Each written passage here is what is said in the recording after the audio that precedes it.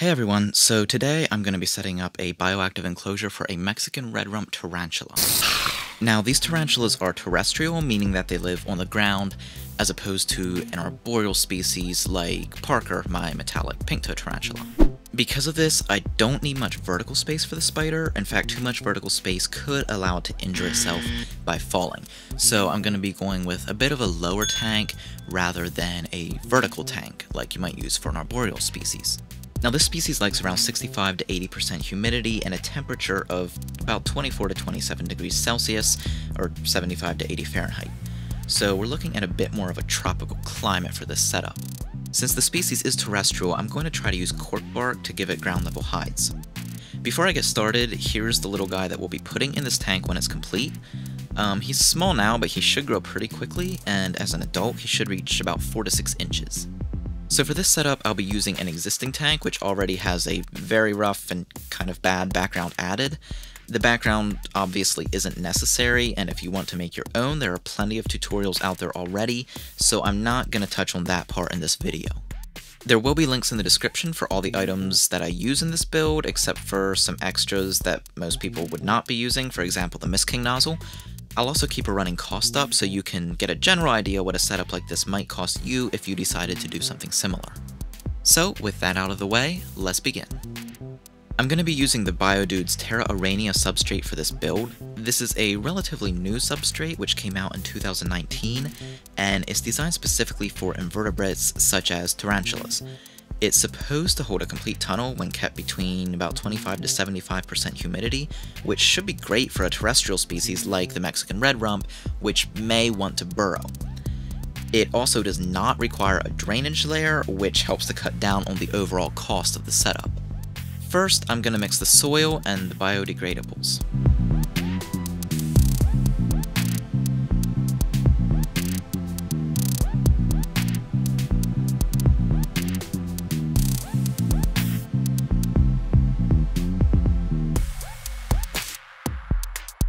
I'll be using leaf litter for my biodegradables, and these will slowly break down over time and release nutrients into the soil, which will provide a food source for the cleanup crew.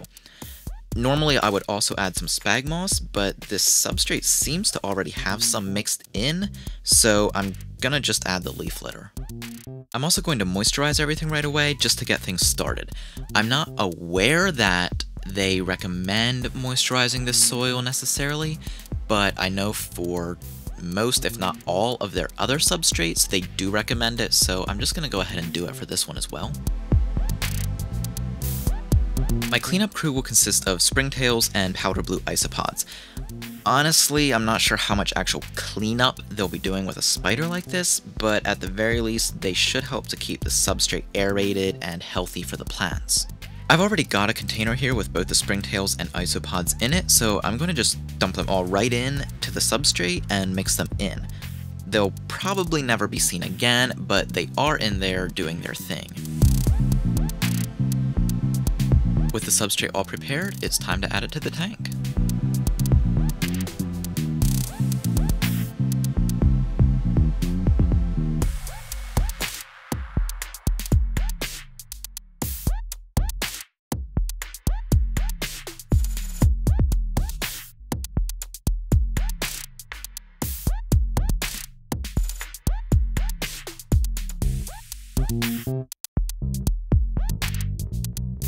Next up, I'm going to add the water dish right away, and I'm doing this now because I've found that, at least for me, it's far too easy to get the whole tank set up nicely and then realize that I totally forgot to leave room for the water dish.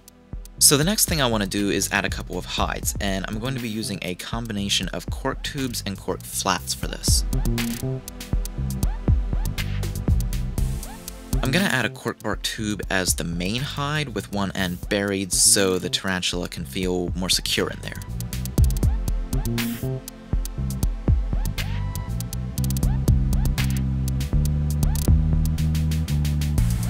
I'm also going to use a couple of flats to create natural hides under which the tarantula can then start its own burrows if it wants to.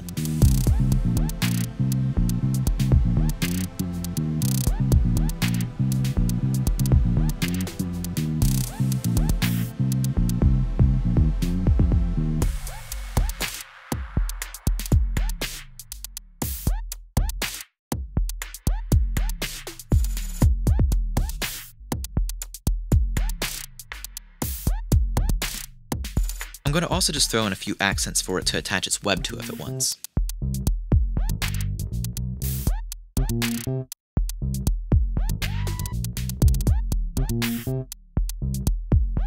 Now it's time to add the plants, and I'm honestly pretty disappointed with these. They arrived all wilted, but I'm gonna plant them anyway and see if I can revitalize them with a lot of water and light.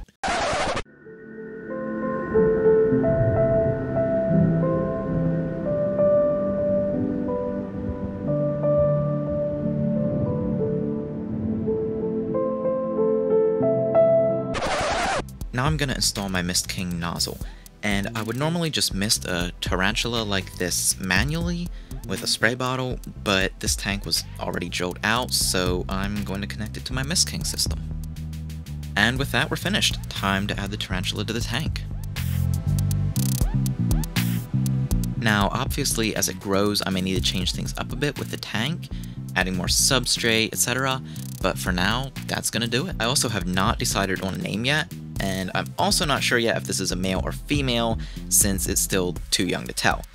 I've been considering Sheila, but if you have any ideas, go ahead and leave a comment, and maybe I'll use your idea. Alright, well thanks so much for watching. If you found this helpful, or even if you didn't, please leave a like and also consider subscribing. And then when you're done considering, just go ahead and do it. I'll see you in the next video when I set up a tank for a dragon.